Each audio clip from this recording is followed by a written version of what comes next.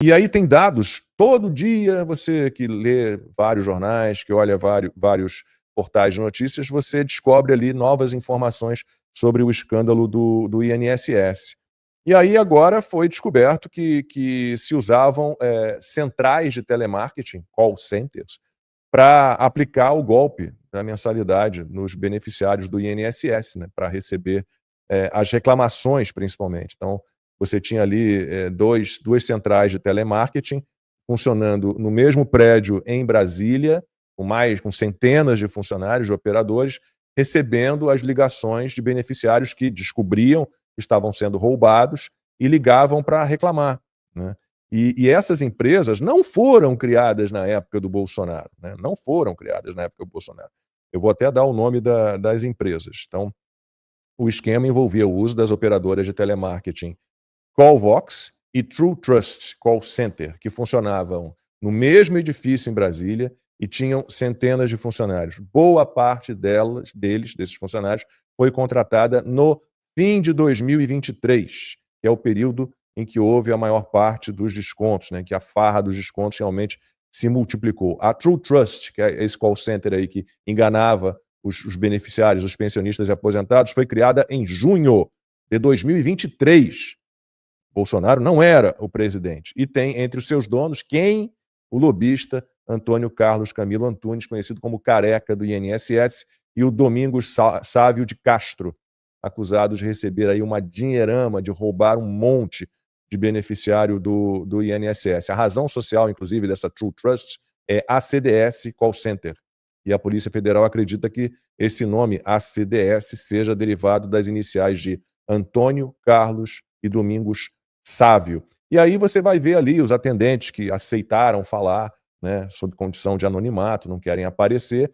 Eles diziam que eles recebiam, eles tinham, inclusive tem na reportagem, tem lá a folhinha de papel com tudo que os operadores dessas centrais teriam que dizer, e a partir das respostas dos beneficiários roubados, o que eles teriam que implementar de ação e coisas desse tipo. E aí os atendentes estavam lá dizendo, olha, no início até houve devolução de alguma parte ali do dinheiro que foi roubado, mas sempre nos pediam 10 dias de prazo. Então já ganharam aí um dinheirinho, 10 dias. Daqui a pouco passaram a pedir 20 dias para devolução, dali a pouco 30 dias para devolução. E depois de um tempo, essas devoluções praticamente deixaram de existir. Então, vocês vejam a quantidade de informação que a gente tem já, mesmo sem CPMI, CPI, mesmo com a AGU, com o próprio INSS, barrando as investigações, principalmente sobre o Sindinapi, que é o sindicato que tem como vice-presidente o Frei Chico, o irmão mais velho do Lula, a CONTAG, que tem como presidente o irmão de um deputado federal do PT de Pernambuco, mesmo com todas essas dificuldades impostas, as informações vão surgindo. E não há como dizer que isso começou no Bolsonaro e que o Bolsonaro não combateu isso tudo. É uma vergonha absoluta o que a gente tá vendo no Brasil, e eu espero sinceramente que a população desperte para isso, né? A gente não tem mais como aceitar nada desse tipo. Deixa eu ver aqui a hora para controlar o tempo. 12:02. Porque dá para falar Quer falar um pouquinho 1:02 no Brasil. 12:02 aqui para gente, 1:02 no Brasil.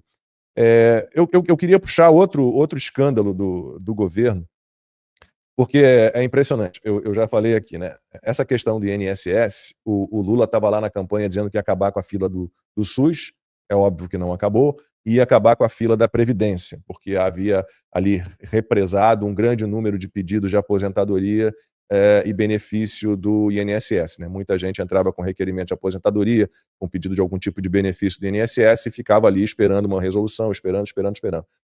Essa roubalheira toda gerou, num ano só, até onde se sabe, em torno de 35 mil, aí já gente dizendo não, foram 60 mil reclamações. Isso tudo, essas reclamações todas, elas eram analisadas pelo mesmo órgão do INSS que analisa pedidos de aposentadoria e benefício. Então a fila do INSS, já falei isso aqui, peço desculpas se você já me ouviu falar sobre isso, mas a fila do INSS hoje para requerimentos, ela é recorde. Mais de 2 milhões de pessoas estão esperando, né? E outra promessa do Lula na campanha era acabar com o desmatamento e as queimadas na Amazônia, no Cerrado e não sei mais aonde, em Marte. E o que aconteceu? Desmatamento da Amazônia em abril deste ano, agora, mês passado, teve aumento de 55% em relação a abril do ano passado. Foram desmatados 270 quilômetros quadrados em abril de 2025, 174 quilômetros quadrados em 2024. No Cerrado, a situação é pior, porque a área desmatada em abril representa mais do que o dobro do que foi derrubado na Amazônia. Então, o Lula não resolveu esse problema. E quem está lá dizendo que vai encontrar uma solução, a gente já está no terceiro ano, né? Terceiro mandato do Lula. Marina Silva está lá desde o início do governo, ministra do Meio Ambiente, e ela está dizendo que as soluções estão sendo discutidas por 19 ministérios. Ou seja, se depender do trabalho da Marina Silva, não vai sobrar nenhuma árvorezinha de pé.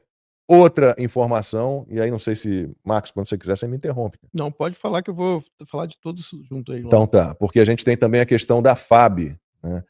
Também o uso de aviões da FAB por autoridades não começou no governo Bolsonaro, muito pelo contrário. O governo Bolsonaro cumpriu o que está na lei. Avião da FAB para ministro que é presidente do STF. O presidente do STF tem direito, estando a serviço, tem direito de usar. Infelizmente está lá na lei. Mas qual é a desculpinha do governo do Lula? Mas depois do 8 de janeiro, os ministros do STF estão em risco. O perigo para eles aumentou muito. Então a gente passou a ceder os aviões da FAB. A questão toda é que a gente não sabe quanto, porque está tudo sob sigilo. O Ministério da Justiça impôs sigilo de 5 anos. O Supremo Tribunal Federal negou o pedido da Folha de São Paulo, né, pela lei de transparência, né, lei de acesso à informação, não forneceu os dados sobre os aviões que são usados por ministros do STF. Mas aí você vai tentando descobrir, o Ministério da Defesa passou algumas informações e segundo o Ministério da Defesa, né, são os dados mais claros que a gente tem, porque STF e Ministério da Justiça estão bloqueando todo tipo de informação.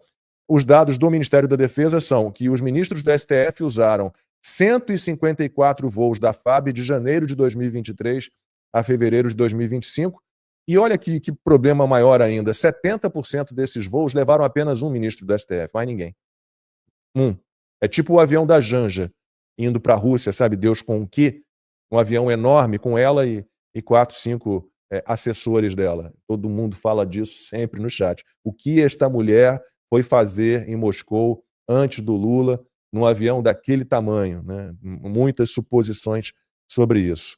E em relação aos voos da FAB, os custos de um voo, eles variam muito, claro, conforme o percurso, né? O itinerário que esses aviões percorrem, com um ministro do STF normalmente.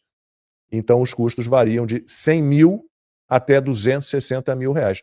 Por voo.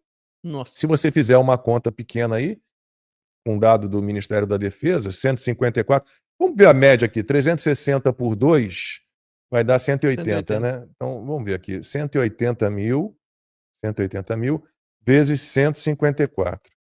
Deu 27 milhões 720 mil reais do dinheiro dos pagadores de impostos, bancando viagenzinha de ministro do STF. Fora ministros de Estado e deputados e todo mundo que vai nessa onda de FAB Tour, né? A gente está nessa situação.